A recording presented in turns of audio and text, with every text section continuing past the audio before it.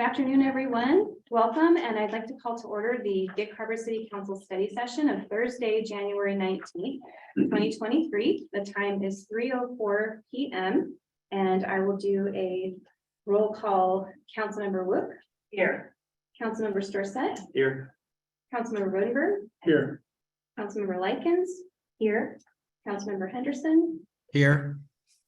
Councilmember Martin. Here. And Councilmember Berber. Here, All right, all seven Roger has a present. lag. He said here, Oh, a his little lips bit. moved about 10 seconds later. Yeah, there may be a little delay. Yeah. That we'll work with it. It'll be all right.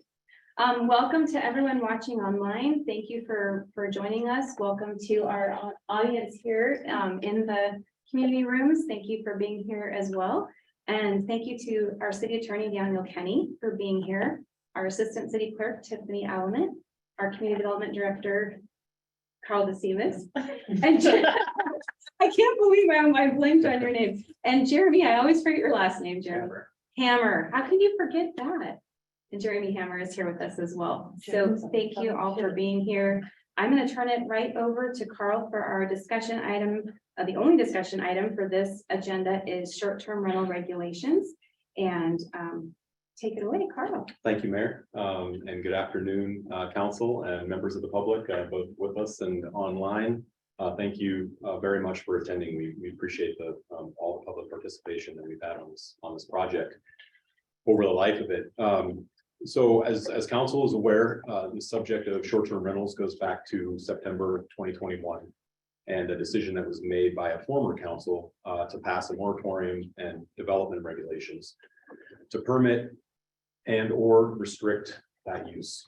Since that time, we've conducted 9 meetings, including 2 public hearings at the Planning Commission, 2 study sessions with City Council, received over 200 public comments, extended the moratorium twice, and drafted several iterations of the draft regulations.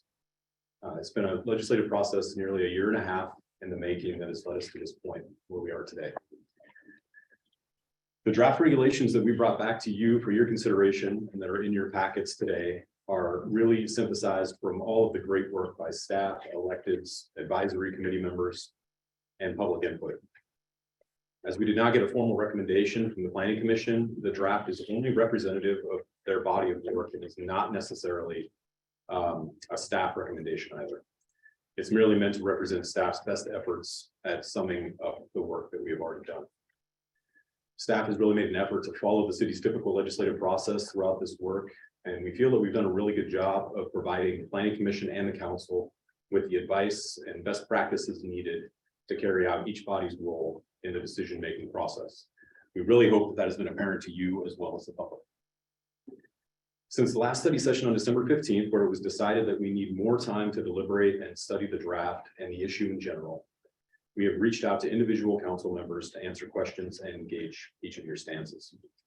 What we learned is that there appear to be differing opinions on the subject from that of the previous council. We also heard that there is a strong desire to consider options other than what has been presented in the current draft. To that end, staff has produced 4 options, which are contained in the staff memo that was recently provided to the council, that supplemental memo that we provided just recently. However, before we look at those options, I just want to take a moment and acknowledge 2 additional things. As I mentioned earlier, we have received a lot of public input on the subject, and we are always grateful for the public's participation and interest in any public process. It really invigorates us as staff and reminds us why we do the work we do. Whatever the direction is that council chooses to go in, there will be additional opportunities along the way for the public to be involved, no matter which direction we go.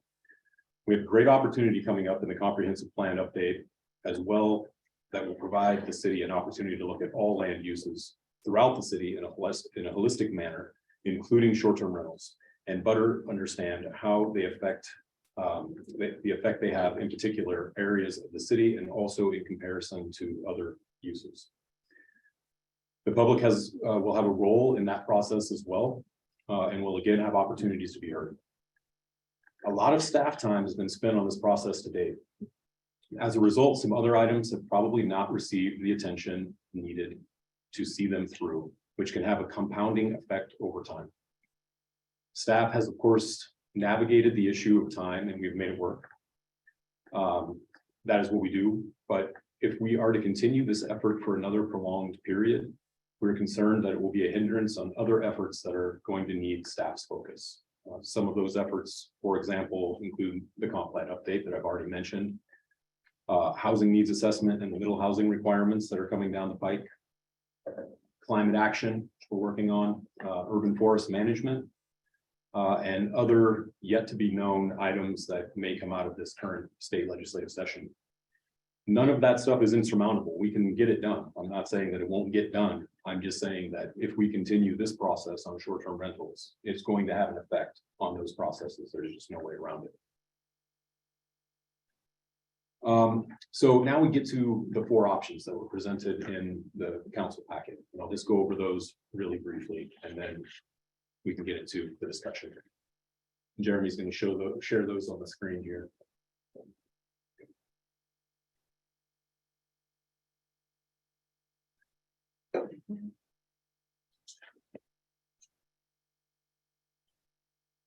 All right, great. And I know you've all had a chance to look at these, so I won't belabor them too much, but just briefly, first option, additional planning commission review. So sending the issue back to planning commission and letting them continue on the path that they had started a year ago.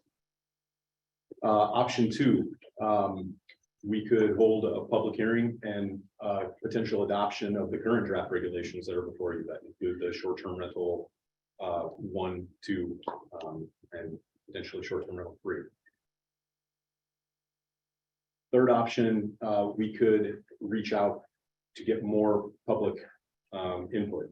So we could conduct a public outreach campaign, potentially hold open houses, and get more feedback from the public on which direction they would like us to go. Option 4 is a little more of a pointed option, and it's essentially provides an alternative to adopting the current draft that you've got before you here. It also sort of potentially avoids the idea of going back to the drawing board on these regulations.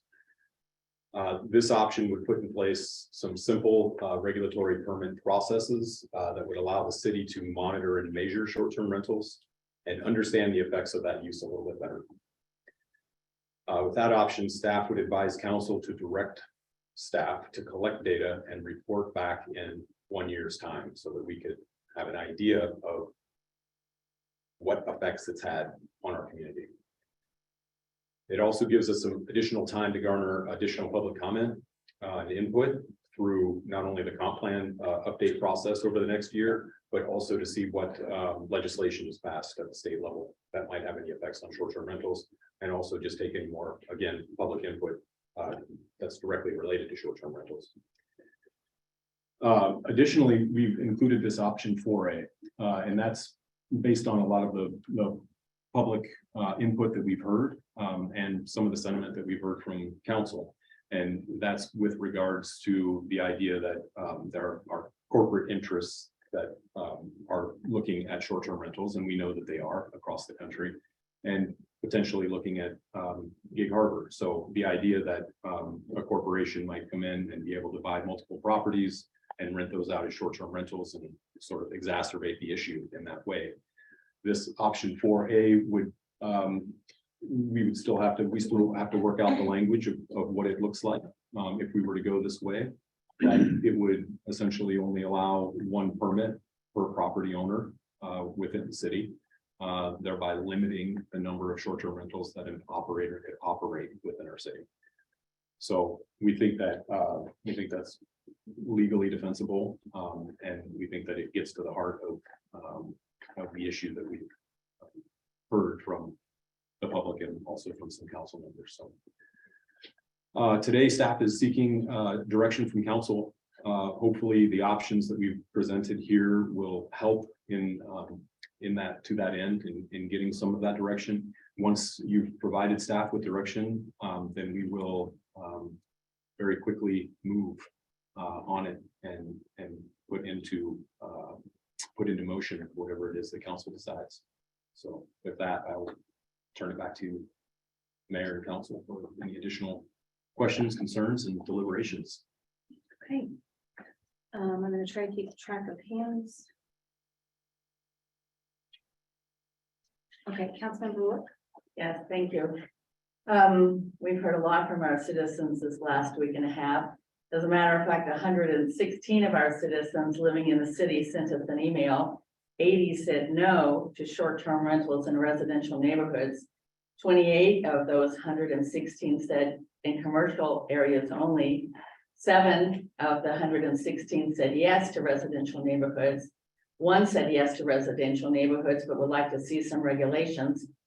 40 replied they live outside the city limits, and 7 who replied had no address at all.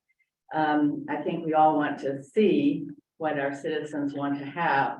And in looking at those emails and reading them, I think that something that we should also consider is that we could have B&Bs and owner occupied in residential neighborhoods and truly short-term rentals in commercial areas. That's an option that I would like to see discussed, that, and I hope I get some support on that. The other option, of course, is in the public outreach arena. We know that we have already things that are going to be in the election this year. And if we're not really sure how our citizens feel, we could always put this out for an advisory vote to our community. And I don't think it would be that much, because I don't know how much it would be. We'd have to look into it, but I think we have several items already on the election agenda, and the more items you have, the less cost goes down, right?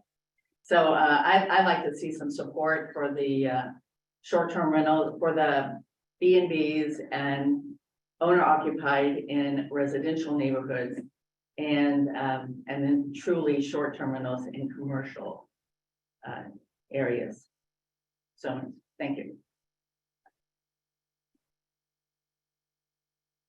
Thank you. Councilmember Storsett. Oh, I didn't raise my hand. Oh, I thought you did. I'm sorry. That was probably Lee.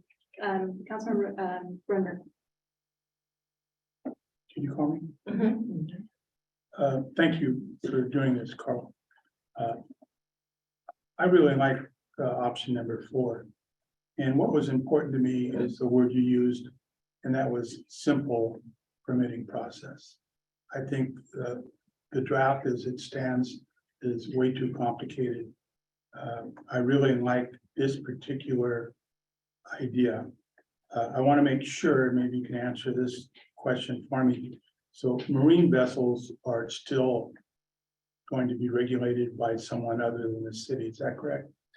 Well, they're regulated by the city, but they're regulated under the Shoreline Master Program. So So yeah, they they would not be included. They would not any- be included in this. Yeah, Okay, and, good. and in fact, we also in the staff report that we provided for today, that's relative to the draft regulations that are presented.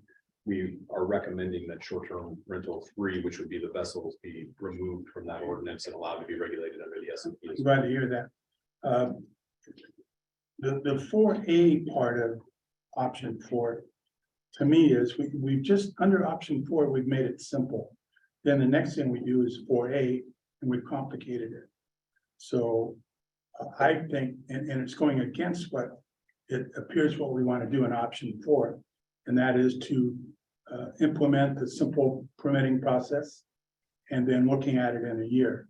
So anything under option 4A, we can look at it in a year. So I'm not in favor of 4A, certainly in favor of option 4.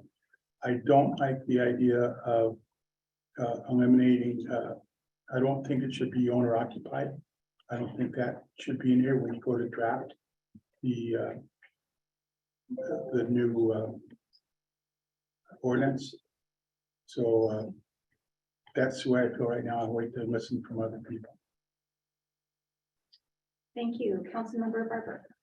Yes, I want to echo what others have said. I want to thank staff and the community who've been so actively engaged on this topic. And as a lot of you know, I've kept a spreadsheet of all the comments that we've gotten, and since last January, we have received over 300 comments, including the public hearings and that type of thing. there are some absolutely amazing letters from people who've come here to visit and talked about what they learned about our city and that type of thing there. If you haven't had the time to read them all, I urge you just, do a few at a time kind of thing. They're very, very compelling. And obviously I recognize this is complex and each of the solutions has different missing pieces and that kind of thing, that when you move one around, it affects another. But my big thing was that we have this housing crisis that's looming, and I wanted us to be able to solve it all. We can't do that. Option 4A allows us to be able to see what the problem we're trying to solve is. I know you guys have heard that from me before, but I think this meets the concerns that I had about what's the problem. It also allows our current short-term rental people to be whole and to be able to move forward with their businesses in a way that will also help us to secure data that tells us whether or not we have a problem with over proliferation. We don't know that right now. So I think that this is a really, really good option. And I actually do support option 4A. It complicates the process a little bit, but it does put a safeguard in for those commenters, and there were a lot of them who are concerned about outside investors coming into the city. So that's where I am. Thank you. Councilmember Henderson. Thank you, Mayor. Yeah, I'm pretty much aligned with what Mary was saying. Kind of a lot of what she said is what I'd like to note. I think option 4/4A gives us some time to really determine exactly what the issues are in Gig Harbor. I mean, a lot of the letters that came in were good, and I've read all of them. There's a lot of emails that came in. Some are anecdotal, some were interesting, and some weren't.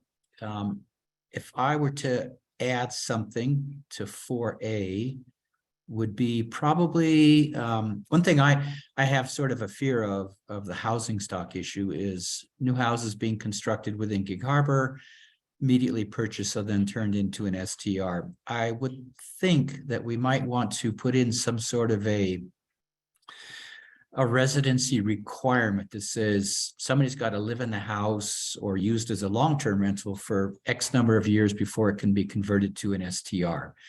I believe that same concept is involved in the National League of Cities.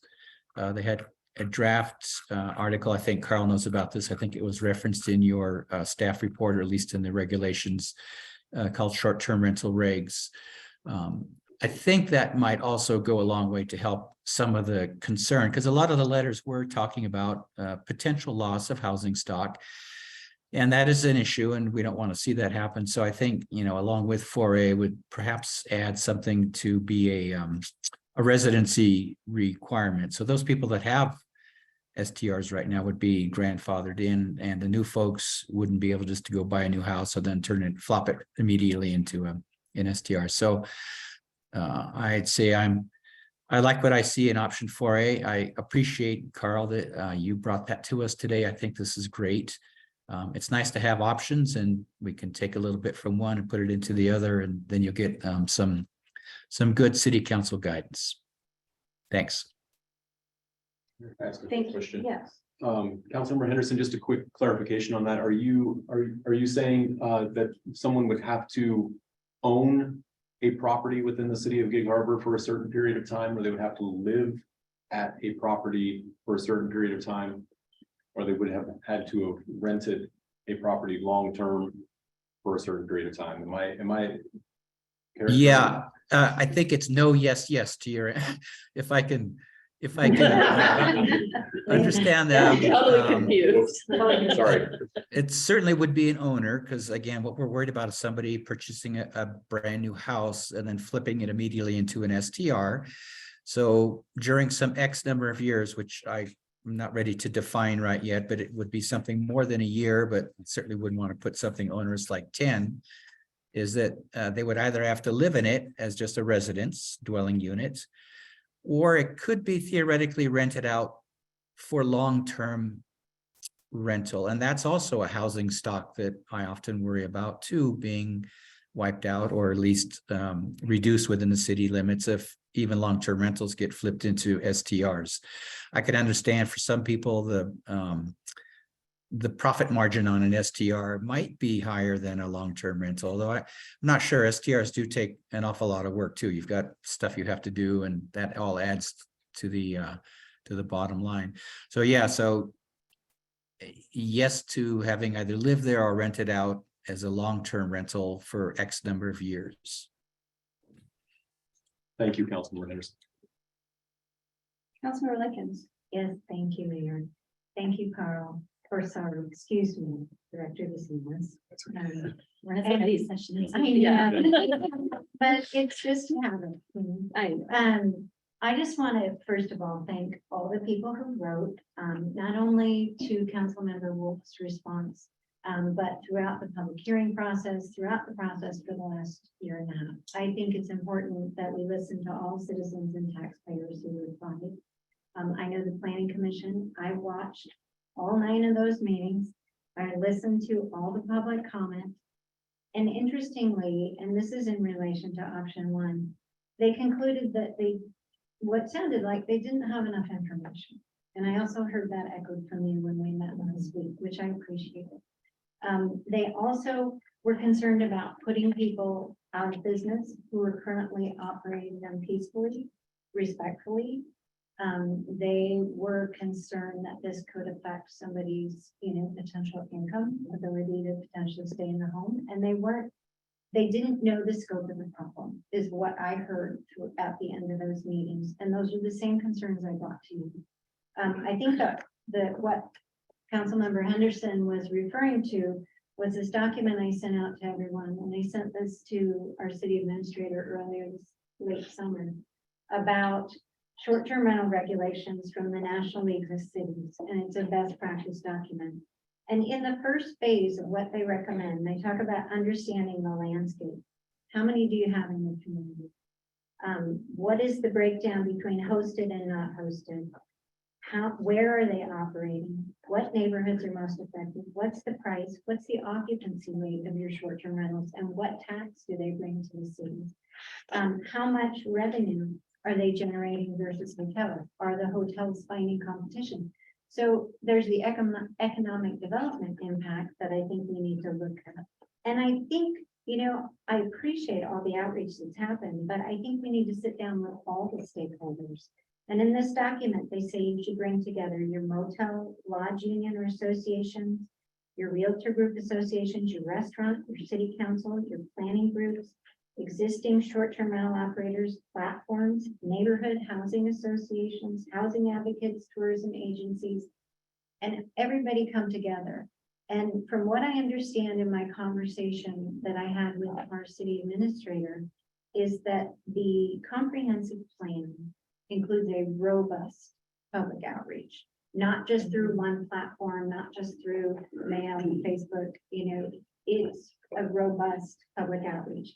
We have $400,000 dedicated in our budget for robust public outreach on all kinds of, our whole comprehensive plan, of which we can look at short-term rentals within. I look at option 3 and for the reasons I said, I feel like this process is already included in the comp plan, that robust outreach. So I would support option 4.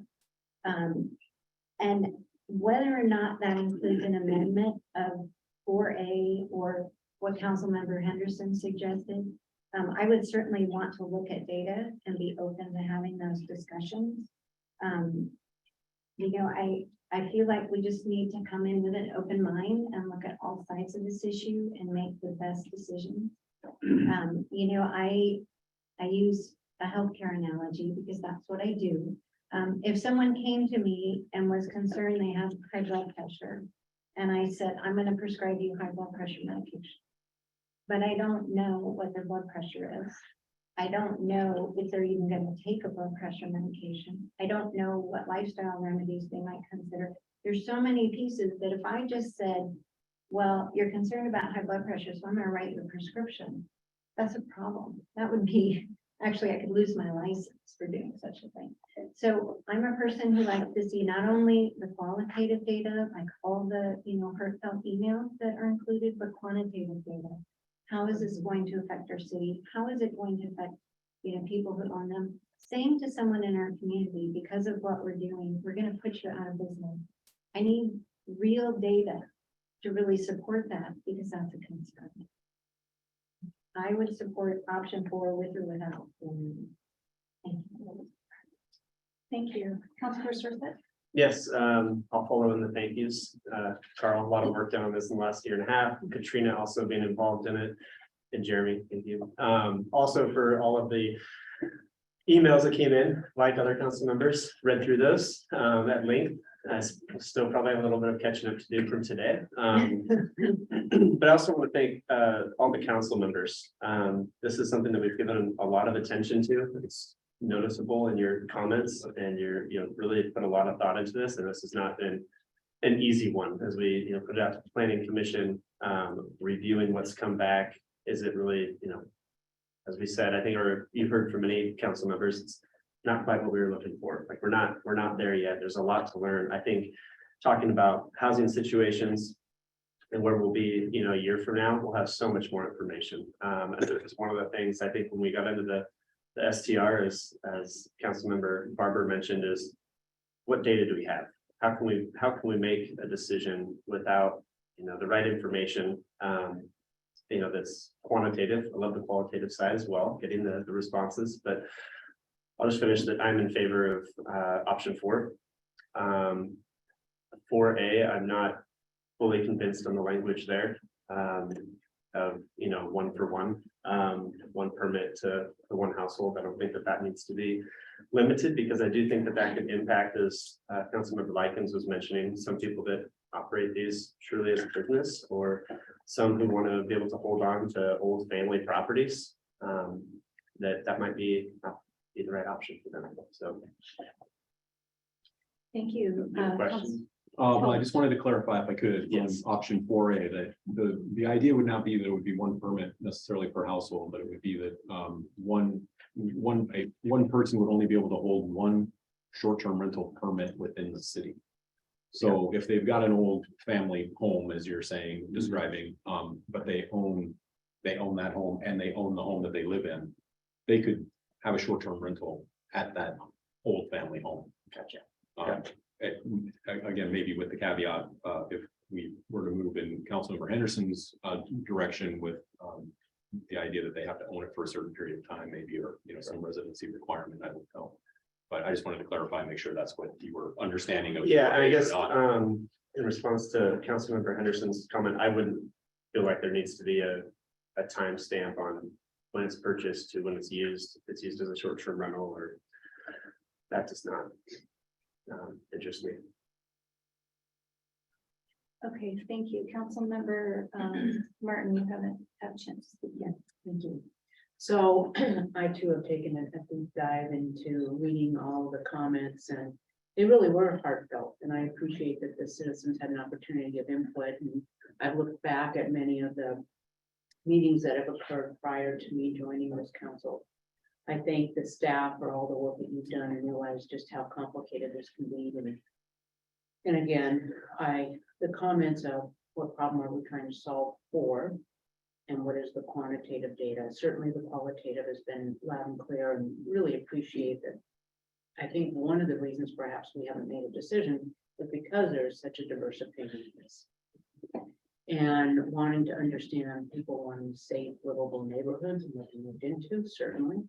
Understanding those who are running this as a business and some extra income. Understanding, I think we saw a letter today from the Commerce group here, saying how important it is to have these short-term rentals to bring additional people in for their businesses as they progress throughout the year. So what I like about 4 is I think it's something that I'm hopeful that the city and the citizens can live with for a short term as we look at the comprehensive plan. As we talked about briefly, is there's a lot of legislation that is talking about home ownership, size of lots, what's gonna be allowed, what's not gonna be allowed from the state. That will be out of our hands when that gets passed. We don't know the impact of that. And one of the questions I have for you is, on the data, how frequently can we capture the data?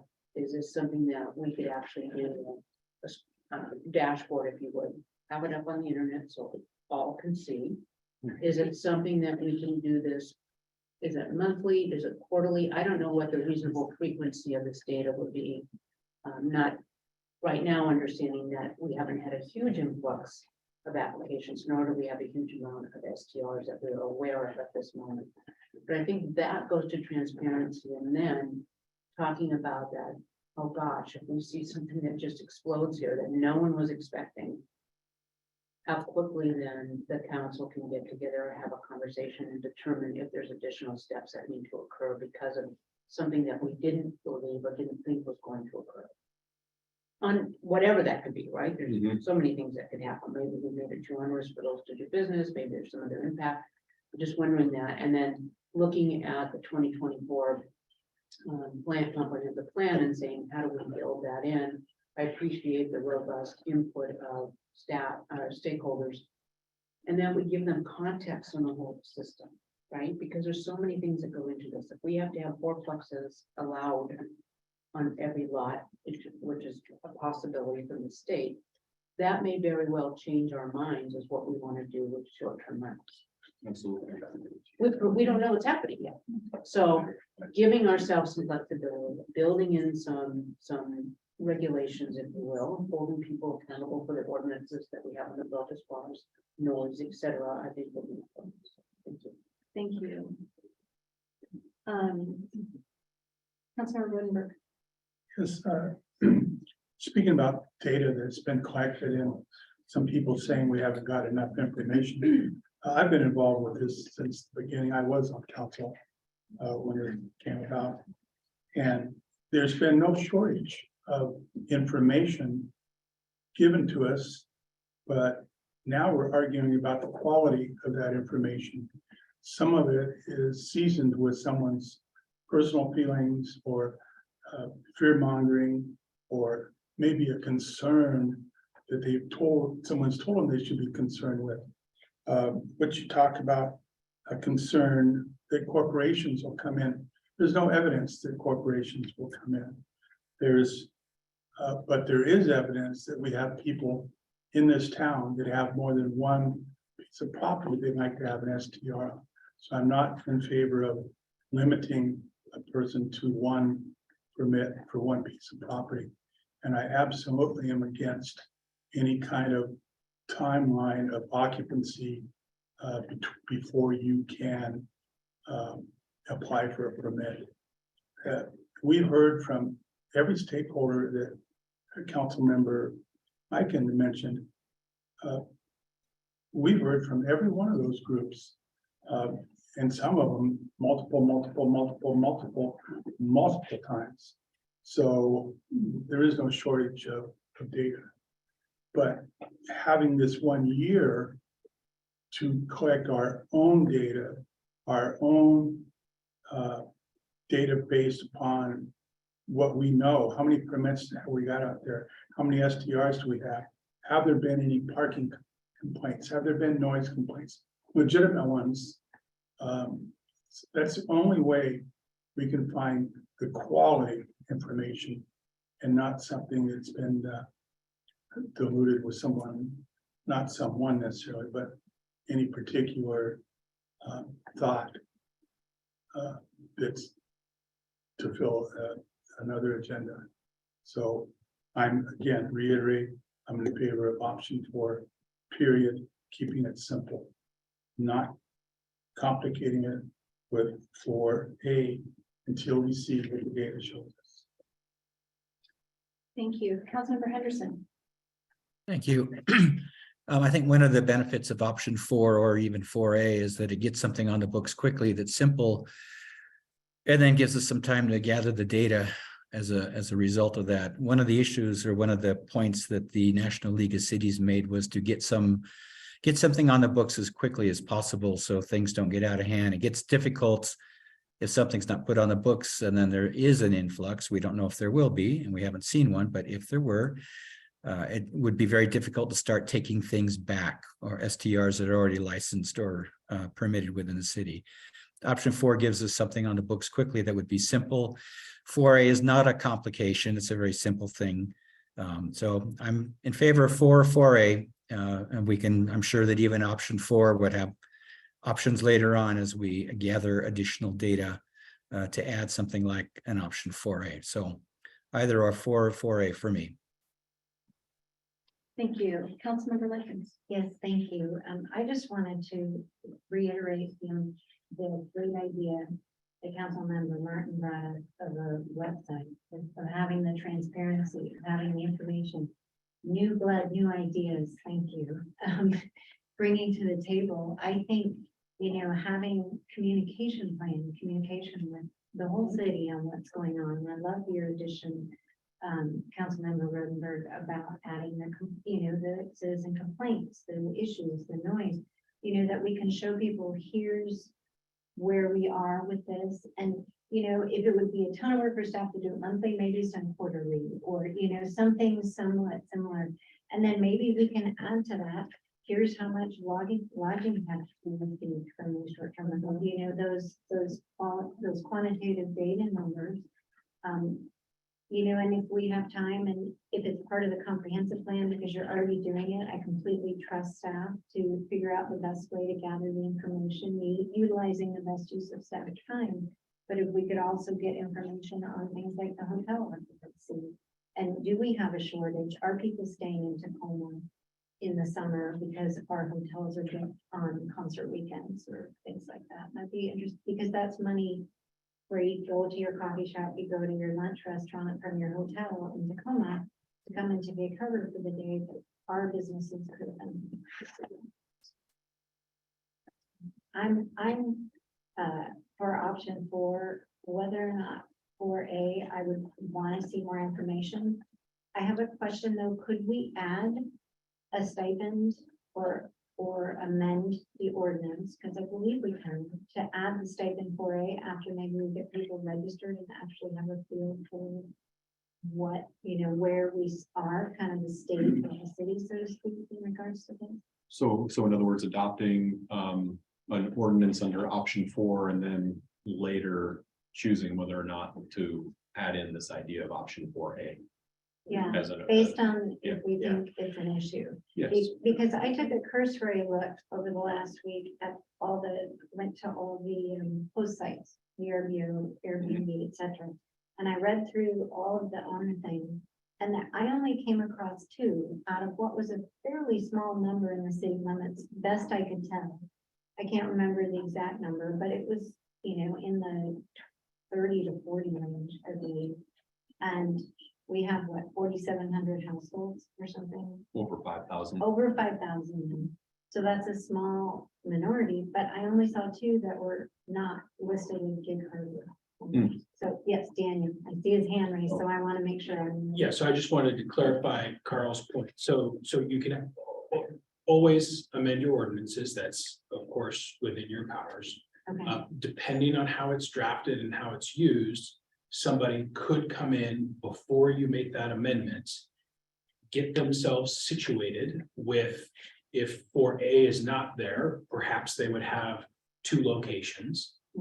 If you then adopt 4A and amend the code for that, that would make them kind of a legal non-conforming use. okay, And so they would be able to remain in a legal non-conforming status until certain threshold triggers are met, got it. such that they would no longer be allowed to do that. You have a section in your code that speaks to when that would happen, a period of non-use, and things like that.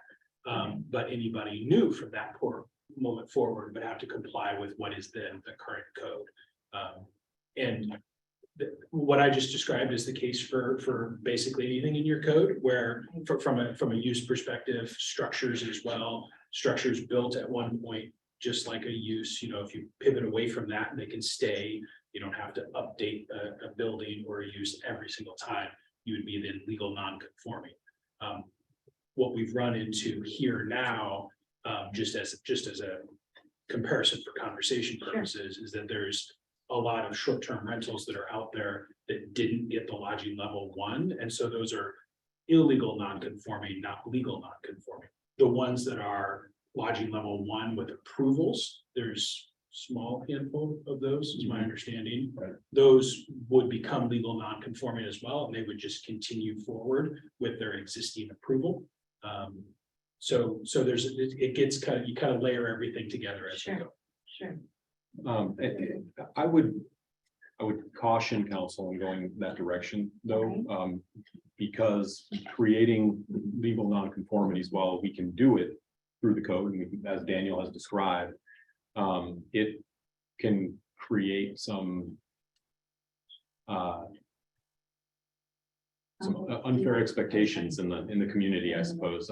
And it puts us in a position then of having, you know, we already have some CUPs out there where people are running lodging level 1 through a conditional use permit. Those would get to remain, and that's kind of what Daniel was describing. Then we would have now another category of legal non-conforming short-term rentals, and then we would have this new category that are coming in under option 4A.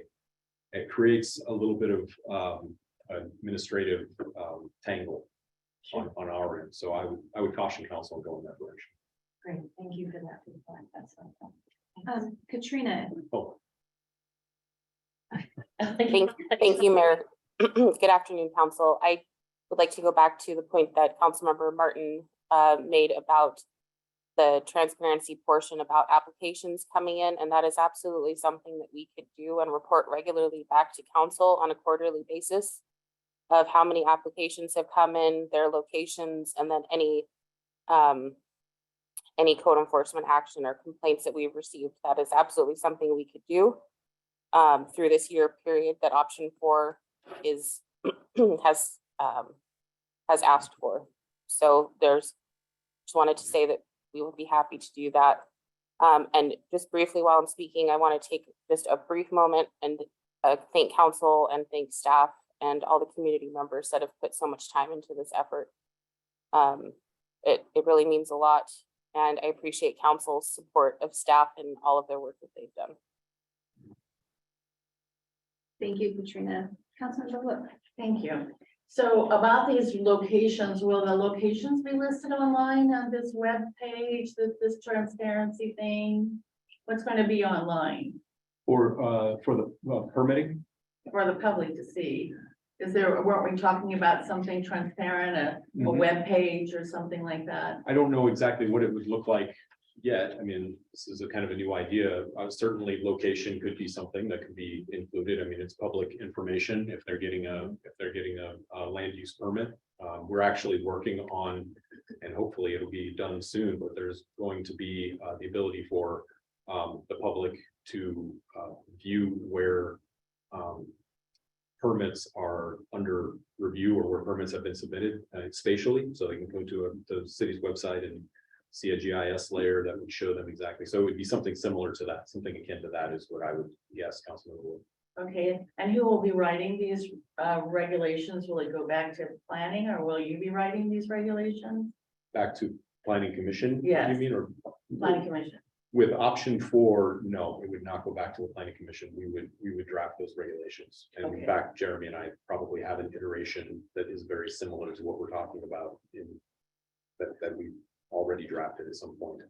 And a couple other things, when we talk about stakeholders being involved, I think one of the things that I certainly got from all the emails this last week and a half is that our citizens were not involved, they didn't know about it. Our outreach needs to improve. And so however we do this, whatever goes on, we have to be sure and let our citizens know what's happening and where it's happening. Because we need to do a better job of reaching out to our community. All the emails say, many of them say we didn't know about this. And so we need to do a better job of letting them know.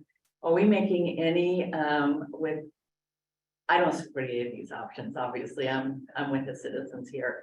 But with option 4, is there are we doing anything to take into consideration the people who actually live in these communities 24 hours a day, 365 days a year? Or is this just open and no regulations for anybody who wants to have a short-term rental. We would include some performance standards, so there would be definitely be some standards. That would be similar to what's in likely similar to what's in the current draft, but they wouldn't be onerous. Isn't there public comment on each application? The There would be, opportunity for public there would comment? be, yeah. Okay, I just wanted to clarify. Yes, yeah, with the short-term rental permit that we Yeah. would create, it would be a type 2 permit, so there would be a notice of application and a notice of decision, so there'd be 2 opportunities for the public to Is this, provide comment. does this go through the hearing examiner? Only on appeal, so it'd be an administrative decision. Okay, so with each, are you saying then with each group, with each application that comes in, there's an opportunity for public comment? There is, yeah, there'd be a notice of application, we go out to all property owners within 300 feet. Thank you. Thank you very much. Councilmember Rodenberg. I have a question for you, Carl, I think, and I should know the answer to this, but are permits under ordinance, do they expire? Or are they, once you have a permit, you have a permit? Well, it depends on the permit, Yeah. and so certain, Not like a business license. If it was renewable and a particular STR had complaints that were unresolved and they'd gotten chances to resolve them, et cetera, then we could essentially withdraw their permit. And that would help them make sure that, you know, that would alleviate some of the fear that has been instilled in some people about the house will get run down, which there won't, and those kinds of things. So it would be something similar to that. I'd Councilman like to Rodenberg. see it, something that needed to be renewed. Is that possible, or is that, can we? The way we would tie that, so withdrawing a land use permit is much more difficult than withdrawing a business license, for instance. So the way we've set up the current draft of the code, and we would set up this draft similarly, is that the permit would be tied to the need for a valid business license from the city. If the business license goes away, then the permit expires. And so Perfect. expiring a permit is different than withdrawing a permit. Perfect, yeah, good. So we would have a regulatory control over it that way. And then, so if we found out, not that we do it punitively, but if we found a corporation come in and bought 4 homes on the same street, we could essentially withdraw their business license, or, so I guess we have to have a reason to do that. We can't do it arbitrary, but Or not issue them a business license, or not issue them a permit is where we would. for that additional home. or- Depending on if we were using option 4A, I think. Is that what you were gonna? Yeah, I was just gonna say, I mean, you obviously would need a basis for that, so if 4A was in place possibly. But there's always available to the residents of the city, the code enforcement process of the city. For example, the noise ordinance, or, you know, improperly parking and blocking a driveway. Which you wouldn't need code enforcement for that, but I mean, there are ways to enforce on the issues along the way to make sure so that you wouldn't have to deny a business license, but of course, a business license needs to have, you know, I believe it's no outstanding code enforcement at the time. I think that's for how it reads. renewal. Yeah. And so, you know, there's different levers involved. That Yeah. could be I don't think we need that. I think it just make some people feel better if we have that option going forward.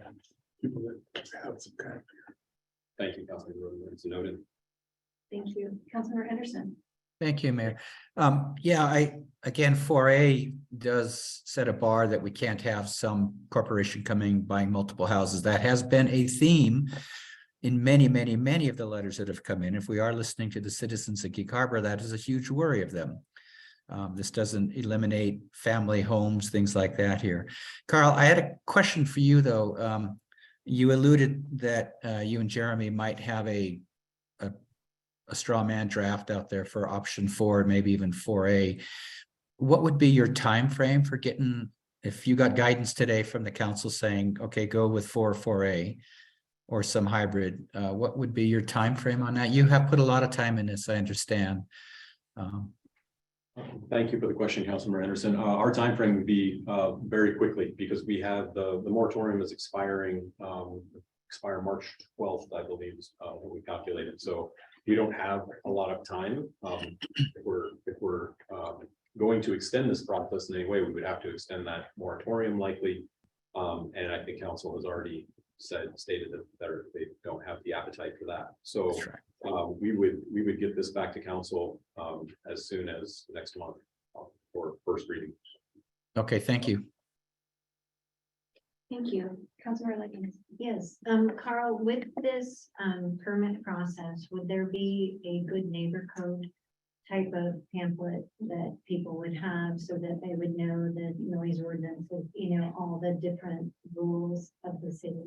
Absolutely, Councilmember Likens, we would include that, and we just similarly to what we have done with the current draft, we would have that included. And the way we've included that in the draft currently is that we've left it a little bit vague, so it doesn't say exactly what needs to be in the good neighbor policy. We've left that up to allowing the director to make changes to it, so that as things change or as we see things that need to be included, we can just include those. It's not code language, it's guidelines that they need to adhere to. Right. And then if we're collecting data and we're seeing, let's say there's a problem in one area, code enforcement, if we needed to, and this is a rhetorical question, I suppose, we could increase code enforcement funding more, at our mid-year budget review, if we felt there was a need, if there was a need for code enforcement. And in this National League of Cities document, they call for dedicated code enforcement. And that's something we can look at with the larger picture, when we look at the comprehensive plan and what our final, or if we change this, options would be. But I would just remember that a lot of times they say, if you're actually going to go through and have all these rules, you need to be able to enforce them. I know I saw one of the council members email that brought that up. There was concern about code enforcement. So if there is an issue, we can add code enforcement. Yeah, I think Councilman Likes, I think the numbers that the data that we can collect over the next year would sort of bear that out, and then we could address it as necessary. Okay, great. And I wanted to echo Councilman Lee's comment about communication. I heard from several people that didn't know about this, several people just getting through their days, going through their lives, busy with their families, kids, whatever.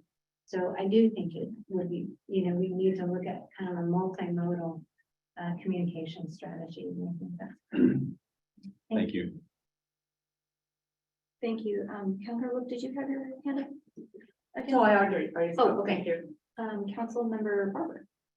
I was wondering, I was just writing out my question, that does the permit fee that you have, does the permit fee include enough money for tracking, I'm drawing a blank, for tracking and enforcement right now, do you think?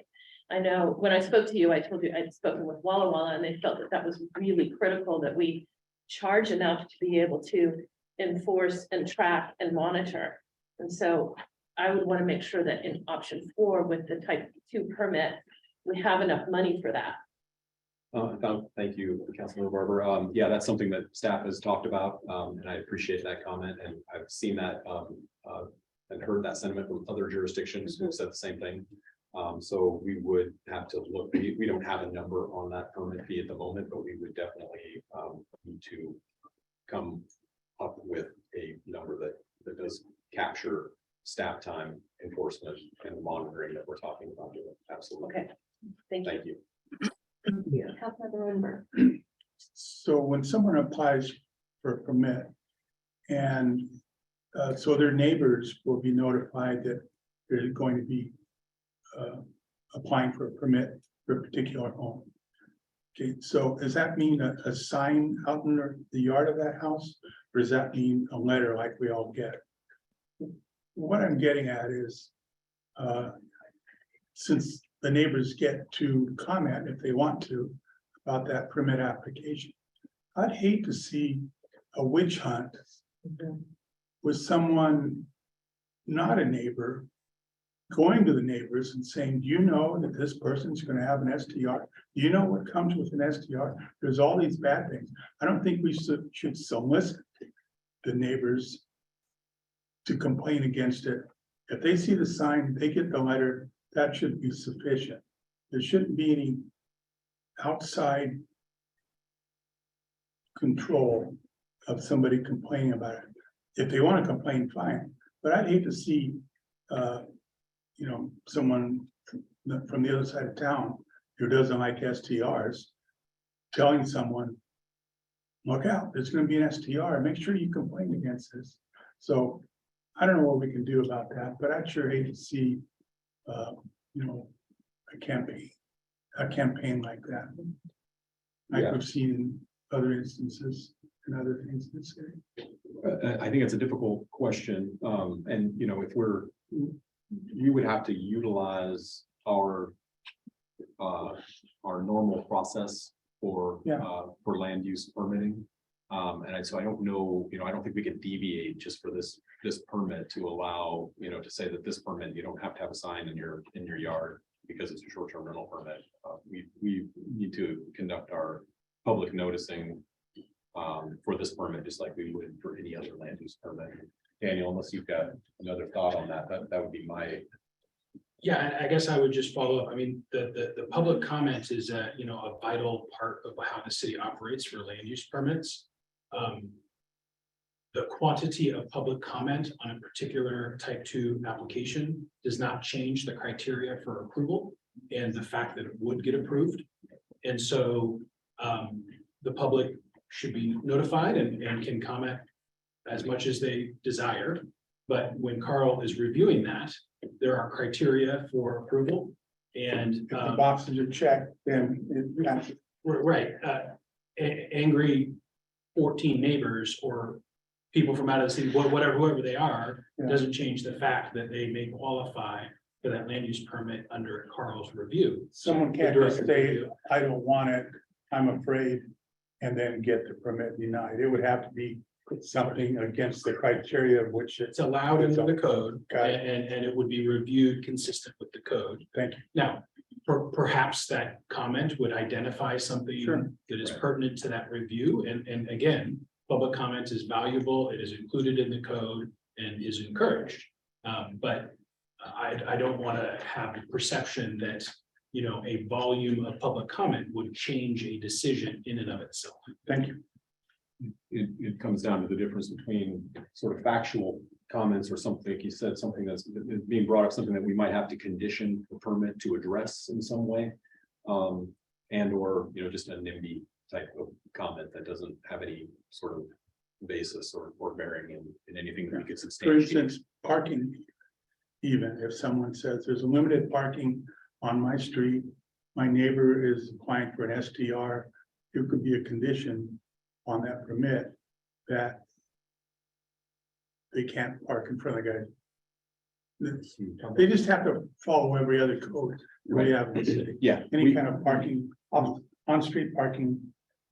as long as what we're conditioning has a nexus to action, a legal action that the city can take and some sort of governmental need and a nexus to that need.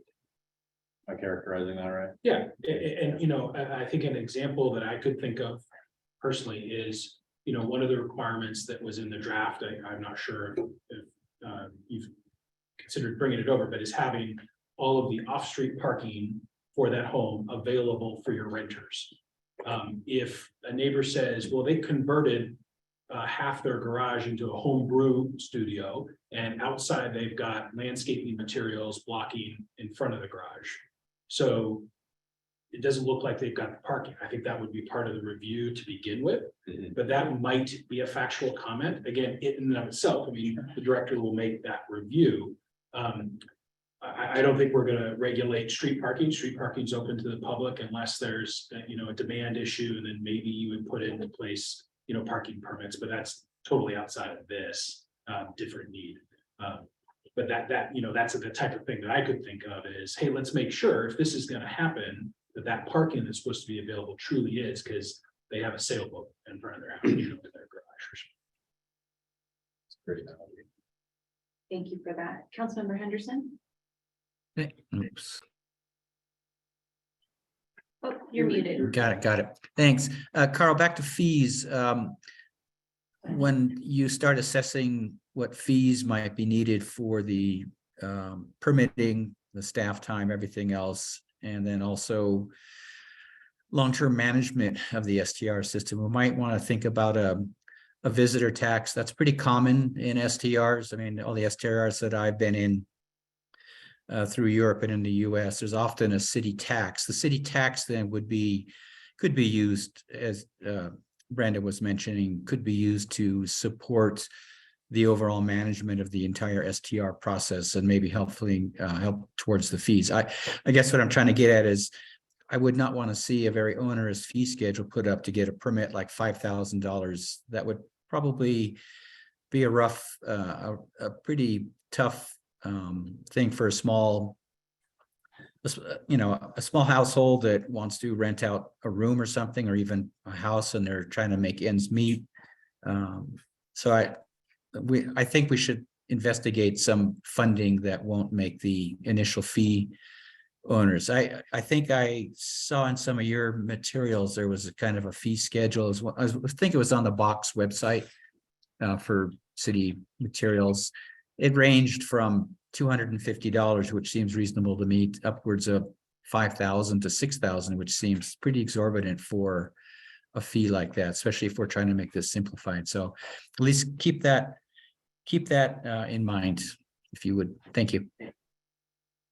Thank you, Daniel. So Councilmember Henderson, we can talk offline, but I would put a pretty hard press on the brakes on the taxes and fees. You gotta be careful with that, on how that operates, and what you're using one for to make it proper under municipal law. So if there's a desire, we can look into those things, but fees to recover costs directly related to the process, that's one thing. Taxes is a whole different thing. So we have to have the authority to do that. So I would encourage us to stick right now. And again, if there's direction to go in a different way, we could look into it, but let's stick to fees that are directly related to the process.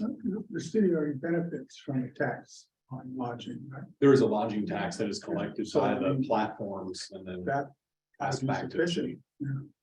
city. And that has a specific use, Exactly. as you deal with every year. Yeah, exactly. Yeah, which is what I would expect for any kind of an STR lodging tax, if we want to call that. It would be used specifically for that, just like our lodging tax is on our hotels and motels. Yeah, thank you. Councilmember Likens. Yes, thank you. I just have a rhetorical question to ensure it's for Daniel and or Carl. While I first name basis is the study session. Is that homeowners association with a majority vote of their homeowners associations can be more strict than city code. So if we come in and say this, the homeowners associations, I had several people worried that all of a sudden they were going to be allowed in X, Y, or Z, who had already voted on it with the majority of their members and have it, to have serious restrictions on it. So they can go more strict than city code, correct? Correct. They can be Okay. more restrictive, but not less restrictive. Okay, and do we have an estimate of what percentage of our residents live in homeowners association neighborhoods? Because I know a lot of new construction may include that. We don't have a percentage per se, and the interesting thing about homeowners associations is that they're set up when a subdivision is first created. Yeah. They don't always stick together, and there's not really a requirement for them to maintain those CRs necessarily. I mean, they have their own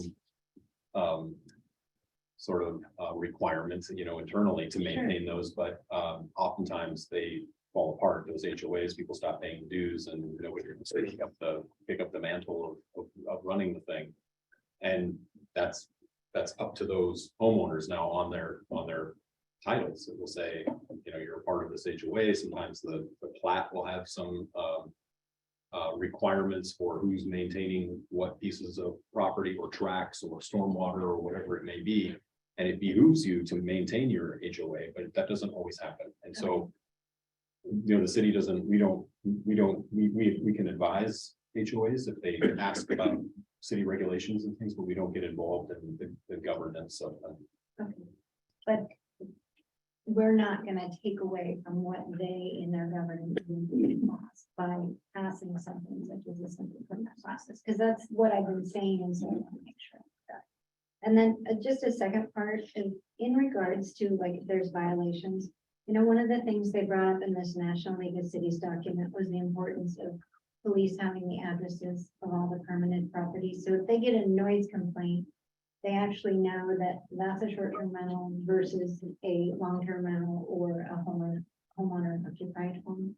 They said that was a key piece of cross-departmental communication as well as with your code enforcement. So I'd like to see maybe just a line written in about having that cross communication, just so it doesn't fall through. Thank you. Thank you. Councilman Rosenberg, did you have your hand up again? No, but I was thinking about that. It seems like we ought to be very careful about identifying a certain residence that needs to have special police attention other than the neighbor that's not an STR. You know, I mean, I understand your point. Oh, I didn't mean special. I just meant so it can be captured in the data on the website and things that you would know that that residence was a short-term rental as opposed to just a noise ordinance because Lee was having a big party. Sure. We've had some, and to that point, we've had some discussion with code enforcement and with Chief Busey about that. And so we're talking about what that report might look like. I don't have an exact answer for it yet, but it is something that we've been thinking about. So, Great. so we will consider that further and maybe. I would think, you know, if police get called to a noise complaint. They'll go there, they'll tell the occupant to please be quiet, and then they'll go on their way. But if you get a noise complaint and they go there and it's noisy, maybe it should be noted that that happens to be an STR. It's important because of the nature of the permitting process and giving us the ability to assess the property when we're looking at reviewing their business license on the annual business license review. Right. So we do need to be able to see if there have been complaints at that property, noise complaints or what have you, and then we can use that as part of our process and review the business license. So Police don't that is necessarily make a report on every noise complaint. not So there has necessarily, to be some method in place. but there is No. there is a call log on every call that goes out, and I don't remember the exact name of what that is, but I've been told now a couple of times I should know it, but I don't have it. But it is something that we can research. But again, back to Councilmember Lyken's point, if we don't know, or if the police don't necessarily know that site is a short-term rental, then there is a disconnect there. So we need to figure out how to make that connection. Yeah. Legally make that connection. Yeah, Daniel. important. Well, let's just be clear, complaints are not enough. A neighbor cannot call every night and say it's loud and then have the cop come and say, well, I don't hear anything. Noise complaints are particularly hard to deal with because of the need to have the correct equipment to judge the noise level. It is not that you didn't violate the noise code if your neighbor says you were loud. I just mentioned noise because Well, it's a great violation of code, Yeah. parking, whatever. But it needs to be a violation, not an allegation or a complaint. Yeah, And so everybody's got the process, available to them to make sure that they, it's substantiated and found to be the case. So. Councilor, Thank you. So it's great that there are HOAs to take care of those folks in those neighborhoods. And the rest of the city citizens sort of depend on council and our regulations to protect them. Is there anything then that citizens within a non-HOA community can do to form like their own HOA or form something that can protect them? Should they decide not to have short-term rentals in their neighborhood? Can they do something? I've never heard of sort of a retroactive HOA like that. It'd be sort of like an existing neighborhood that was platted in 1946 or something is what we're talking about, that wouldn't have been created with a. Seems like you'd have to have everyone saying. Yeah, you're never gonna yes. force somebody, and Yeah. I've not heard Yeah. of that. All of them would have to agree. But I'm just saying, is there anything out there that neighbors can I think it band could happen. together? I actually researched that for a specific person when I was campaigning last year who asked about that. Hmm. And Daniel, of course, I would supersede too. No, I haven't looked into it, so. But it did say there is a legal process. You start with a nonprofit, you have to get so many percentage of the homeowners to agree. You establish that nonprofit and LLC, and you can create a homeowners association. Where did you find that information? Your I- expert? It makes You know, sense that it I could be have done, so. bookmarked in all my little files. I could look through and see if I can find it. That'd be great. Thank you so much. Let's see. Yeah, I'm trying to keep track. Councilmember Barber, thank you. Okay. What I kind of wanted to go back to Carl, what I'm hearing from most of us is a consensus for a streamlined option 4 with a high enough fee structure to cover enforcement and tracking, that kind of thing. And possibly to include 4A. That's the one thing I don't know that we've all decided, but I'm wondering what additional input you guys might need from us today to move forward. We're not writing the ordinance today. That's correct. Yeah, thank you. So- Barbara, that's true. Yeah, so all of these.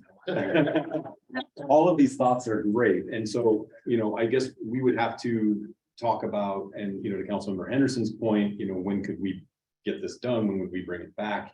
Would we, and maybe this is a question for council, whether or not you would like us to draft something and bring it back for another study session, or whether you would rather, and keeping in mind that the moratorium ends on March 12th, bring back an ordinance for first reading, at first reading, which of course could be amended, right, at that point, and we could make Need a those. public hearing too. We have to have a public hearing.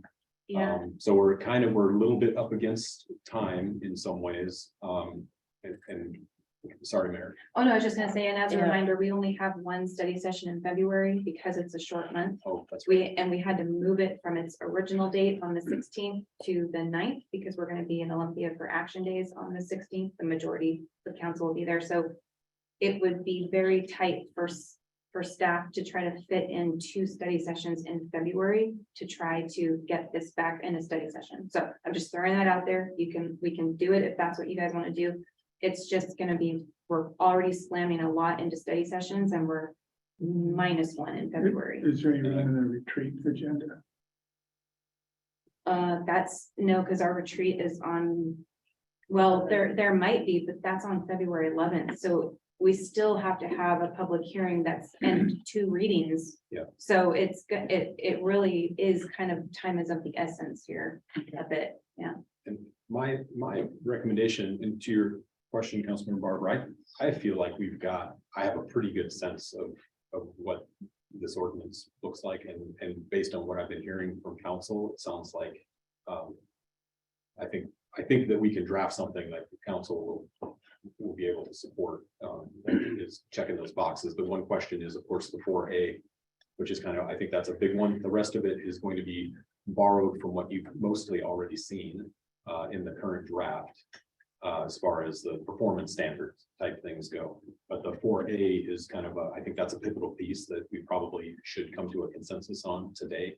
Otherwise, I don't know that we would be able to bring back something. We would be sort of guessing. I'd like us to decide the consensus now. And I want to put forward option 4 without 4A. And I'm curious how many would support that. So what I have so far, and there's 4 people still waiting to comment, but what I have so far is 1, 2, 3, 4, 5 yeses for 4A, definitely, or 4, definitely for 4, and 1 maybe a no, maybe. 4A has a no, a yes, a maybe, and a maybe. And so we do need to have consensus on 4A, and it seems like it's kind of more no and maybe than yes at this point. So I would probably do a roll call for support for 4A, just to get that out, of the way, to find out if we want to add that or not. So Can we have more than one option? I guess before we just go yes or no. yeah. So I want everybody else that have their hand raised to be able to give their comments, because that may answer some of your questions. So Councilmember Storsett, you're next in line here. This is playing out well. I think we're getting to the direction of Mhm. where we're gonna lean, so, thank you, Council Member Barber, for starting that off. So, I'm definitely in favor of option 4.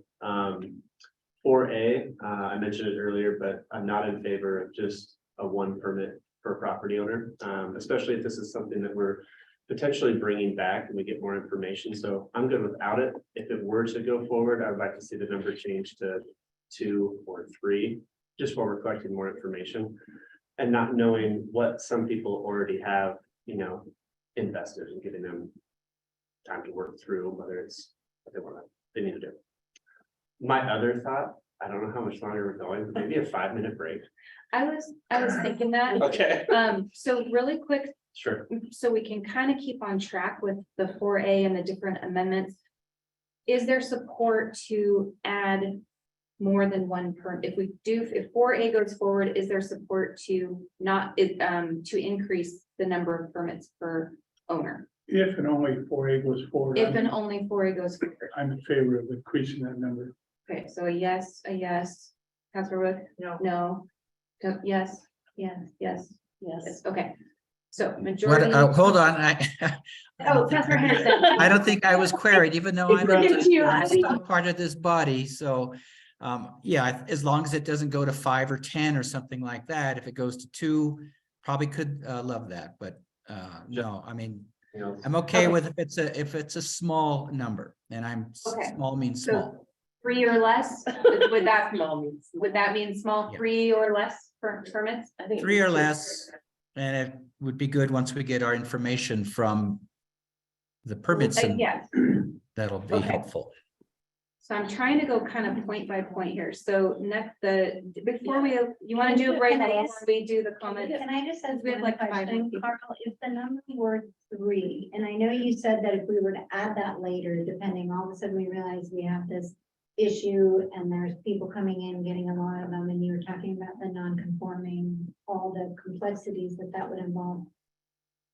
If we set the number at 3, do you think from your perspective that would keep things simple? Because I saw your face kind of moving when we were talking. So. Yeah, I mean, it's certainly, we could administer it. It does add, a little bit of a complication, and that we have to track then how many that particular person has. I'm just thinking about our permit tracking software, and how we could augment that to make this easier. With 1, it's very simple, right? The name just comes up, and if it's an LLC, we can go to the LLC, we go to the state site and look it up and see if there's one of the officers associated, with more than 1 property. So there's things that we can do in that way, but it does add a little bit of complexity to it. I'm just trying to think through it quickly while you were talking. So sorry about that. My face was contorting. That was my face. That was my brain. Yes. That's right. The idea was to simplify everything and come back and look at it. And now all of a sudden we got 4A and we want to decide right now. I'm saying, let's figure that out in the year. Let's go, we're already making it more and more complicated. And if we were here till 6 o'clock, I can guarantee you, it would really, really be complicated. So I'm in favor of, well, I've said it before, 4, no 4A, figure it out in a year. I agree with that. Okay, so Black and white, 1 or 2. Daniel, after Daniel, let's take a break, and I have the number of people, or the order of raised hands here to continue on. But Daniel, I'd like to. Super quick, I would just say it is not that hard to create a corporation for ownership of a home, particularly if you're using it for a business like this, and frankly, it's pretty common.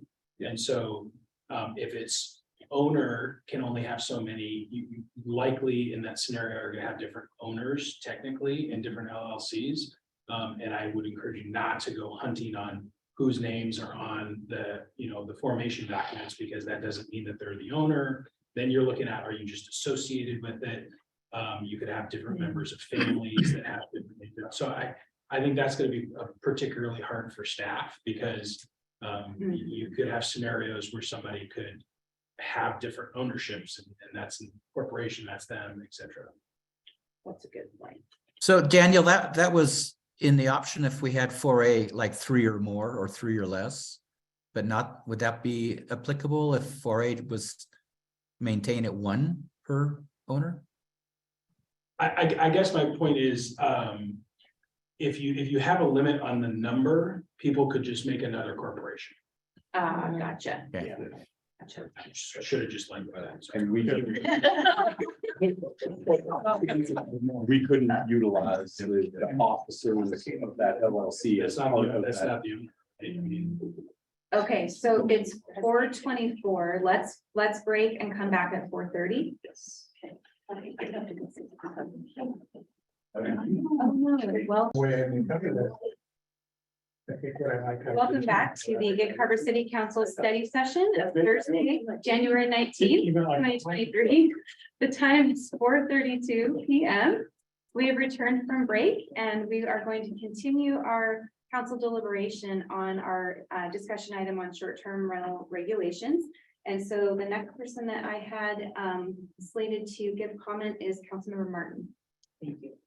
So just a couple things from our previous conversation. One, I don't recall, Carl, if it was in your proposed regulations or application, but I've seen it in others where any homeowner that has a short-term rental would have posted what the good neighbor regulations are, the noise ordinances are, and have to have that sign, as well as an egress and for fire issues and stuff like that. So I don't know if that's just a standard that would be included. That would be included. So I try to take the proactive approach of, hey, let's tell you that around here at 10 o'clock at night, we all go to bed, or at least quiet down, right? The second thing is, I was just curious, and maybe Daniel, this is to you, that as we talk about 4A and we wanted to potentially talk about limiting how many short-term rentals an owner can have. If I understand correctly, we have a lot of people that are running short-term rentals, but they haven't put in their lodging one application, so somebody has 2 or 3, we set this say to 1. They now have to come in compliance because we have a good documented process. What happens to that short-term rental? Does that make sense? I don't think I heard the issue, but I think what you're trying to say is if they've got operating 3 and they bring 1 into compliance, what example, happens to the other 2? Right, and none of them are probably in compliance, because we talked about that many are not in compliance, if I understood, Carl. Yes, that's correct. Yeah, I mean, I think there's a small handful that have their, is it CUP? Have a CUP. Through a lodging level 1. Everyone else that is operating, I would hope, comes into the city after whatever is adopted is in place, goes through whatever process that ends up being to become a properly permitted use in the city, complying with all the regulations associated with that. Particularly since everyone now knows what's going on, so, and what the process will be once it's in place. For the other ones, yeah, I mean, it depends on what path is taken. Like I said, if they have different ownership, they can probably still come in. If they don't have different ownership and there is a limitation, they wouldn't be able to operate a properly, issued permit. And so it would just really depend on what path you all end up selecting, and then the facts of that particular owner's different, homes that they have. It sounded like, and I apologize, somebody over here, I can't remember who said, it sounded like there's only maybe a couple that fall into that category, but. So if this, say this all takes place, we vote on it, we get the public, it's now going, and people have to adhere to it.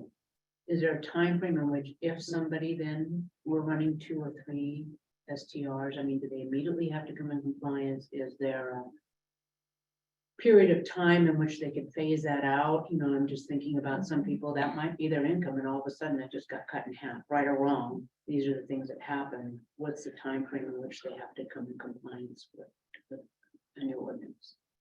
Well, unless we put a time frame in the ordinance, it would be once it's adopted, Right. once it's actually executed. So, but then it would become a code compliance, likely a code compliance issue, is how we would handle that. So, as complaints come in, or as we're noticed that there are short-term rentals operating illegally and we contact them, the method of coming into compliance would be to apply for this, apply and get approval of the short-term rental permit. So we would handle it just like we would any other code compliance issue or land use compliance issue in the city.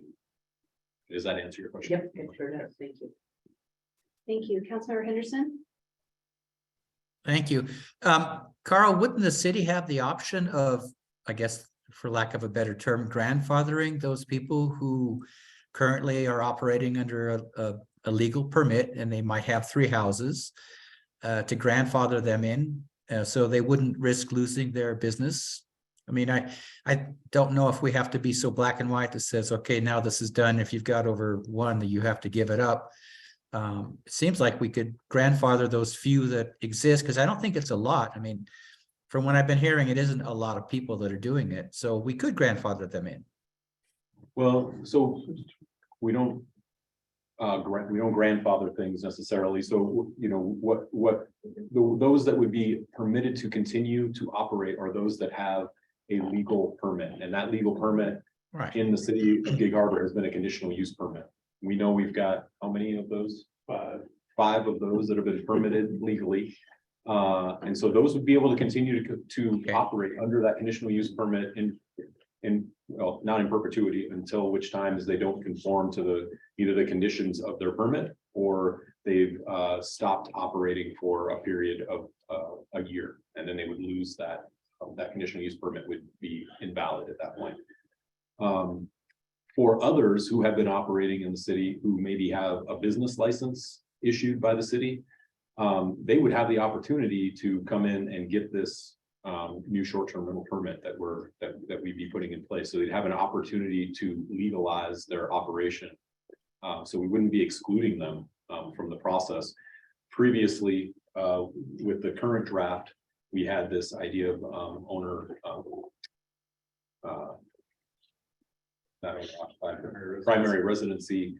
And so that would exclude some of the businesses likely that are operating in the city today, some of the short-term rentals operating in the city today. What we're proposing with option 4 would not exclude those, because we're not including this idea of primary residency within that. So there wouldn't, so the issue would be null. Okay. Councilor Lindbergh, you had your hand up earlier. Did you have anything? Nothing new. Nothing new? Okay. Councilmember Barber. So, Carl, I'm just trying to make sure that I maybe understood you or maybe didn't, probably more likely the latter. No. Are you suggesting that we should put a timeline in place for people who have a business license and are operating without a conditional use permit now? Are you saying that we should maybe say that they have till a month after this is passed to apply, or do we need to do that? I mean, are they out of compliance as soon as it passes?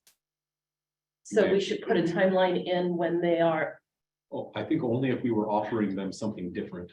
But Okay, because we are only offering one path to legalizing their business, there's not really any point in allowing them to come in within that 60 days or whatever it might be. Because we're not saying, hey, come on in and we'll just give you this permit without having to go through the process. We would be saying you have to come in and get the permit anyway. So do we need to all let would- them know when would they be would, equal. could be subject to enforcement if they don't, Well, or? they would be immediately subject to enforcement if they didn't. And so, and again, we would respond in the same way that we respond to all code enforcement complaints currently. Now that might change, so we're gonna start having some discussions about code enforcement hopefully soon. And so maybe there's some ability within that discussion to change how we do code compliance and code enforcement in the city. Maybe a little more proactive, maybe short-term rentals we are more proactive on than we are on other land uses, but that's a discussion that needs to be had. That's a different discussion, in other words. But my 2 cents is that it would become a illegal, non-conforming use immediately upon adoption of this ordinance. And I guess I'm trying to prevent the use of current, they may be right or wrong, but people operating in the city from making them illegally non-conforming. And maybe giving them a 2-week time frame to apply for a permit. If they all come in the day we post this and apply for a permit, you can't process them anyway. So That's correct. I mean, there's gonna be I'm a trying to process. figure out a period of system that time. allows everybody to be in compliance. There'll be a grace period. Yeah, Daniel, what are your thoughts on that? I mean, just to be quite frank, they're currently illegally operating. They do not have the CUP under lodging level 1 to operate in the city, and so there really wouldn't be much of a status quo change. The city has been pursuing diligently through all of your time to find a structure for how this is all going to work. And they have, my understanding is that they've continued to operate, so that there really isn't a status quo change on the day that this gets the effective date of this ordinance. But they would need to come into compliance, and code enforcement could, just like it could right now, could be, implemented at some point thereafter. The city is not out there hunting down short-term rentals. It's just not happening. Because they're trying to find a solution that works for everybody.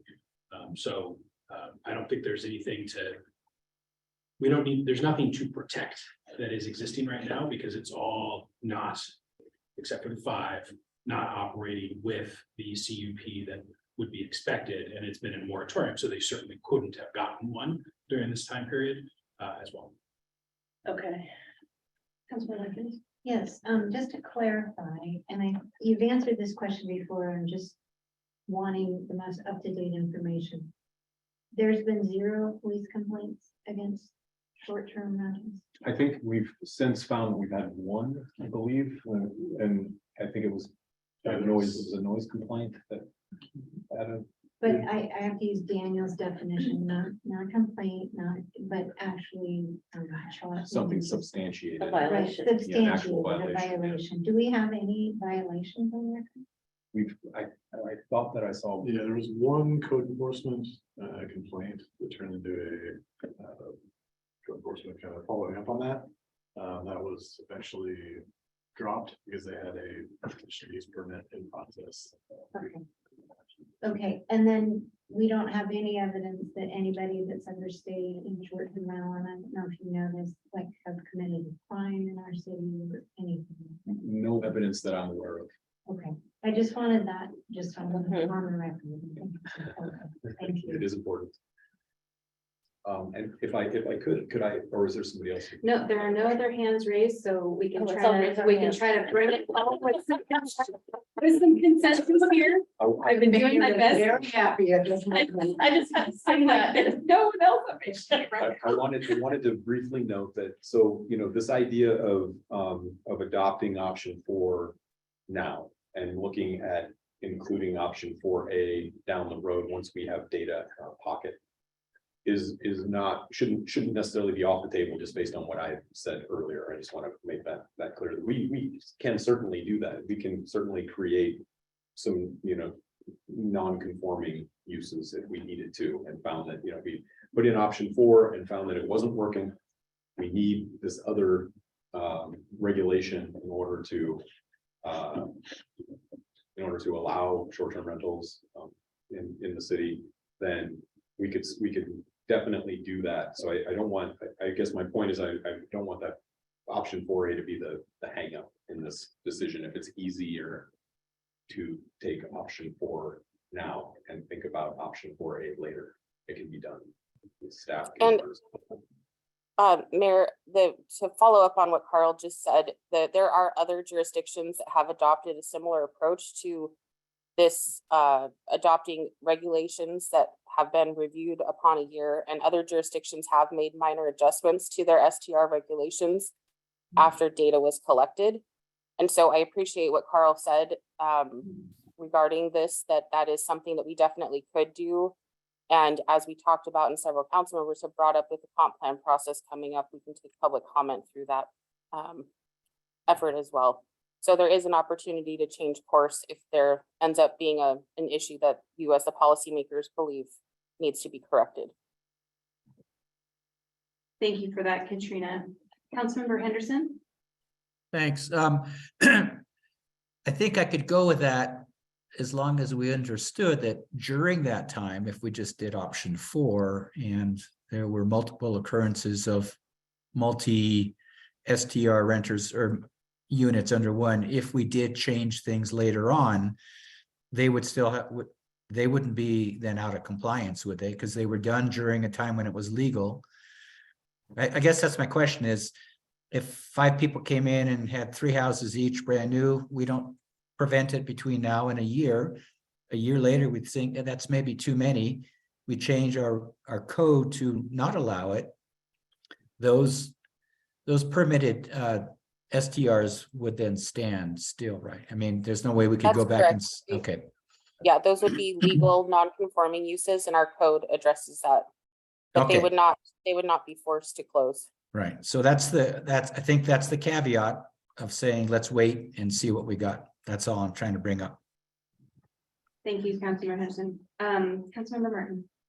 So that was what I was gonna ask about, with what Roger was saying. So, but then when it's time to renew the business license, then do we hold them accountable for the current ordinances that are on the books and saying we only allow, say if 4A got approved, we only allow 1 now?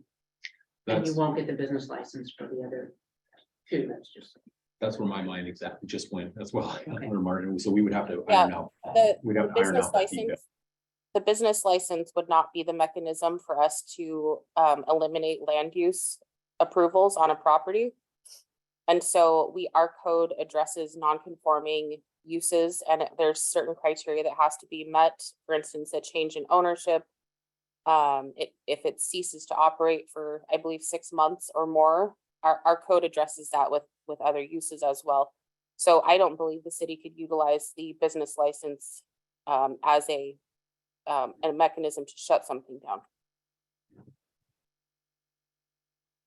Did you want to add to that, Carl? Well, we'll have to iron that detail out a little bit further. And Katrina and I we'll have to sit down and make sure that we understand that, and Daniel will have to weigh in on it. I haven't really had a chance to talk to Daniel about that yet either. But we can we'll find the path forward on that. And we'll make that part of our proposed recommendation. Okay, great. Councilmember Farber. I'm wondering about 4A and it's almost seems like, because, okay, let's just say that we don't do 4A. And so we have 10 people, I'm just exaggerating for purposes of discussion, 10 people who want to put 5 STRs in for themselves, 10 different families. So it's 50 STRs, which would be more potentially than our community wants to have. So if we had 4A in place right now, they would not be able to do that. So they would have 1 each. But we would have, looking at the data that we're collecting, we would know that Daniel wanted to have 5. So it would be part of our data that if we didn't have this stipulation, this is what we could have. Is that a valid point for looking to the future? I'm thinking about the point that we don't have the data right now to know what the problem is, and that's why we're vacillating about 4A or no 4A. I think it's a great point, Robert, and that's how we would know. I mean, right now we know of probably 1 property owner out there that has more than 1 short-term rental. We know that. I think we know that for sure. We don't know how many there would be, and we don't know if these corporate interests are interested in coming into Gig Harbor. That's not something that we know either. So we really don't know if that would be a problem under this ordinance or not, which is, I guess, the point of looking at implementing option 4 first and then seeing if option 4 is necessary. Is that what you're See, saying? what I was thinking was if we did 4A Oh, I'm sorry. and realized that 4A was, shall we say, an unnecessary stipulation, Oh, we I could see. remove it. Going back the other way. Oh, Go the yeah, other yeah, way. The other direction. I'm sorry. It would, seems like it would be easier to say it wasn't a problem, so let's go ahead and let them in. You know, let's go ahead and take this out, potentially, than to say, oh my God, look what happened. We need to put something in. I'm just wondering which way might, Mhm. I'm trying to address some of the concerns that we had about changing neighborhoods. Yeah, and that's the reason for 4A Mhm. is that very thing, and what we've heard from public input out there is that is one of the great fears of short-term rentals, and 4A would help with that. Mhm. Now, is it a silver bullet? No, I don't think No. so, based on what Daniel's saying, what Daniel's told us here, but we don't know for sure. So yes, you could look at this, you can look at it from both angles, and you could either add it later, or we could remove it later if we felt it wasn't necessary based on the data that we collect. So, Yeah. we could. I it guess could I'm go in either favor of way, and I removing it later. erring on the side of a little bit more conservative now, Mhm. and then, Right. seeing if we need to make a change later, so that, I hear what you're saying. Quick question for me before I move on to everybody. Is there interest or a possibility of shortening the time frame to like 6 months instead of a year? So it's not so, or do you need that full year to really get a good data set? I think a year gives us a really good look, Yeah. because it gets through all the seasons. I just and wondered. Short-term rentals are such a seasonal use that I think that really Right, you gives have us to a get.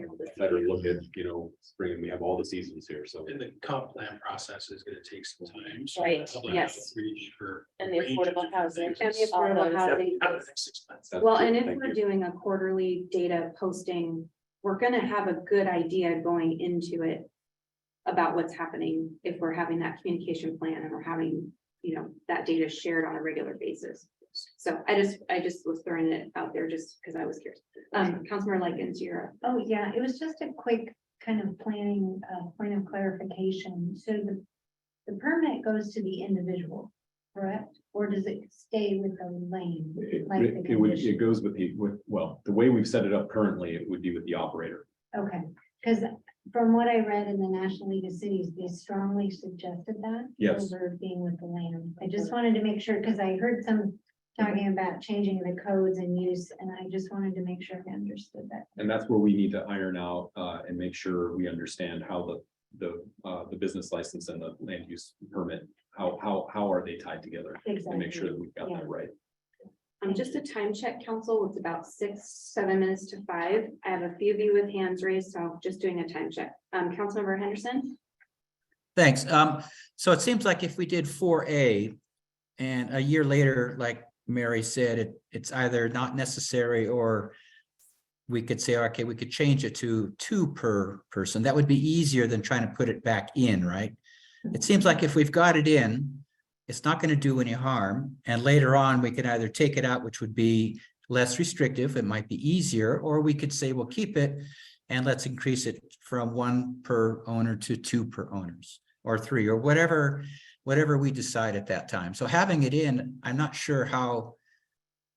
I think it's a benefit having it in, because we could do something with it later easier than trying to put it back in if things go awry.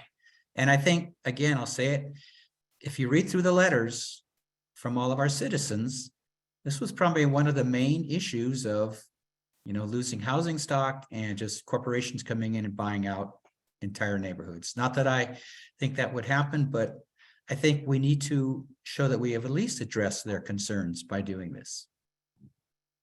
So you Thank can you. say, you can see I'm in favor of 4A. Thank you.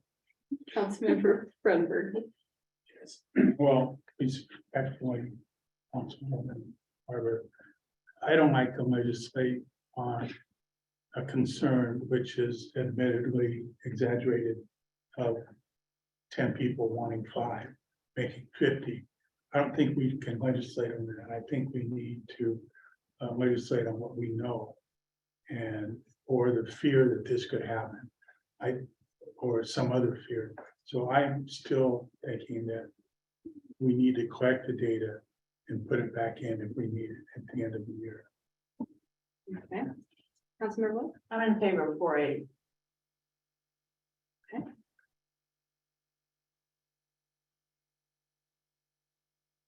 All right, so I think I'm gonna ask the question for we're gonna start with 4A. Because that seems to be the thing that we need to know. Right now, I have Lee as a no. I have Mary as a yes. I have Roger as a yes. Seth, I have you as a maybe. No, it would be no. unless It'd be the other no? option Okay. to hire her. Okay, Brenda, I had as a maybe.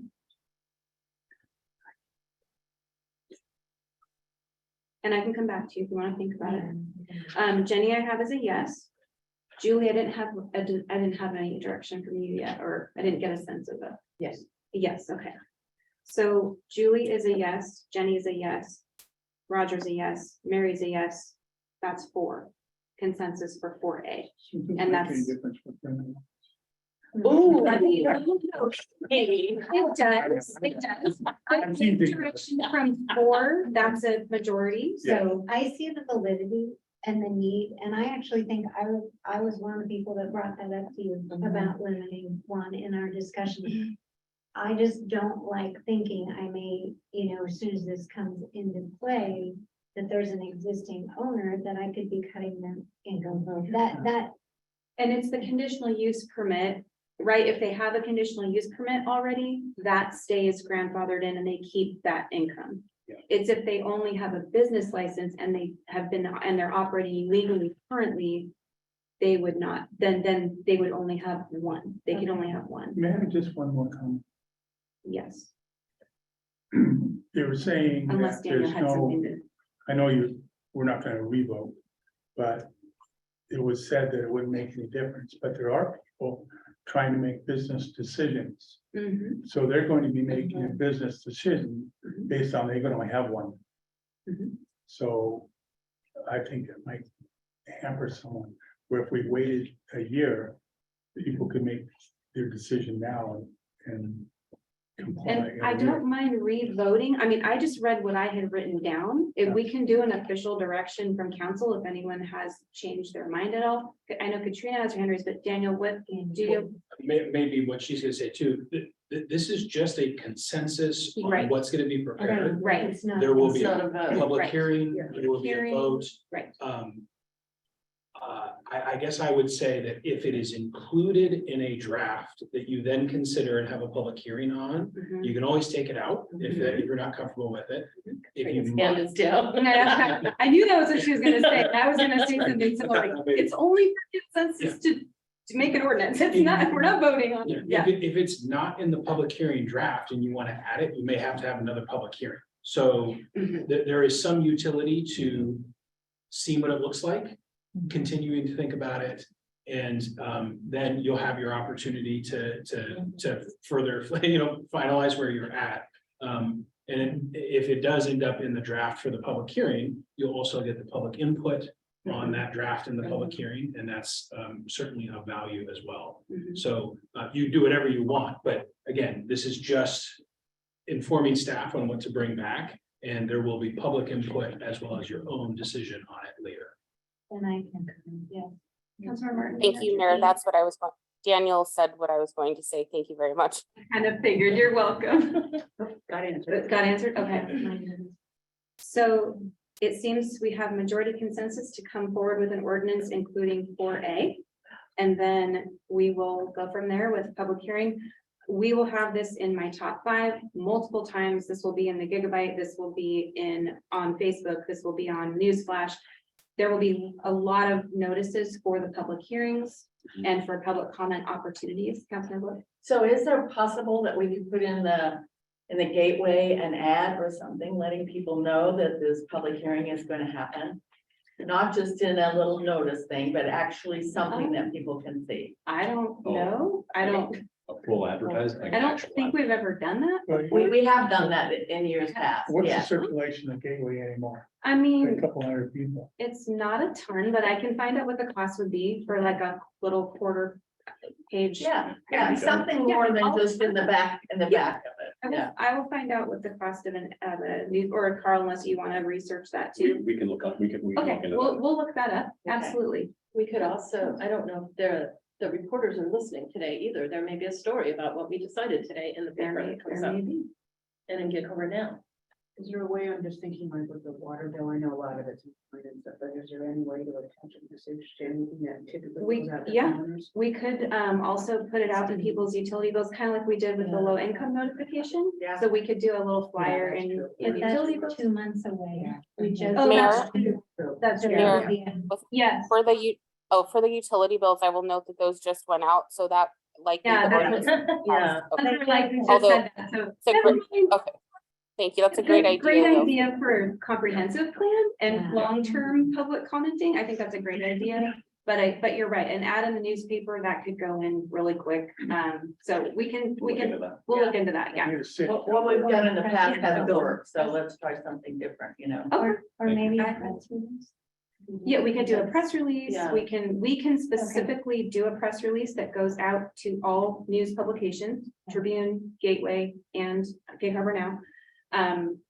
We can do any number of communications, and we have a new sort of little form that we're working with, a little beta testing for Josh for what types of communications we want to see, where we want it communicated to. And so it's just, it'll help us track also where we've put the advertisement out and how much response we get back from. So then we'll know if it made an impact or not, and know if we're gonna get our money's worth from whichever type of advertising that we do.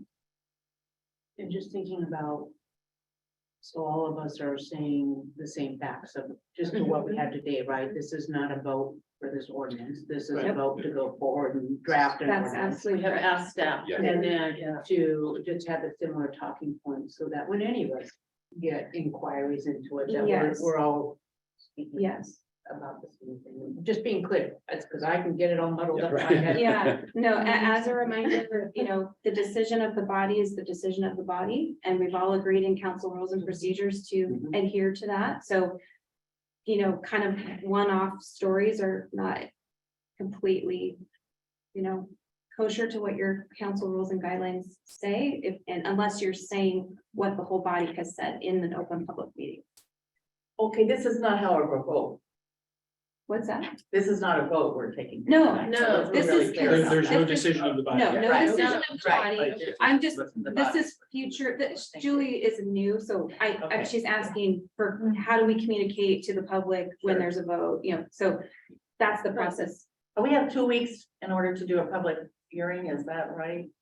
I don't, Council public hearings, I think it's 10 days notice. Okay, and so it would be out, the specific ordinance would be out 10 days ahead of time before the public hearing. Correct. yes, 10 days ahead of the public Great, hearing. thank you. The ordinance would be available to draft.